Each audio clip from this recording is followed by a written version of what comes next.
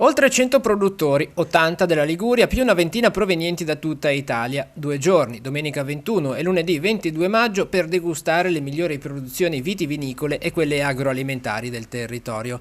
Torna all'ex convento dell'Annunziata di Seste Levante Mare Mosto, le vigne sospese, la più grande rassegna sul vino e olio ligure organizzati dall'Associazione Italiana Sommelier. È la rassegna sicuramente più importante e più completa sui vini liguri e non solo, è diventata veramente una rassegna su tutto quello che rappresenta liguritudine, territorio e quindi le produzioni che vanno dal mare alle vallate dell'entroterra, quindi parleremo di vino in primis, ma poi di olio, di basilico, di acciughe, di focaccia, parleremo di tutte quelle produzioni che poi riguardano la montagna, di salumi, di formaggi, eccetera. Avremo espositori di tutte queste realtà, senza escludere anche un ospite extraterritoriale, quindi non ligure, che quest'anno è costituito dal Consorzio di tutela dei vini dell'Alto Piemonte, quindi parleremo di Nebbioli del Nord. La giornata di domenica sarà dedicata ai visitatori con degustazioni e laboratori di approfondimento sensoriale, mentre la giornata di lunedì sarà riservata al pubblico specializzato, con incontri e workshop tematici riguardanti le più importanti novità del settore.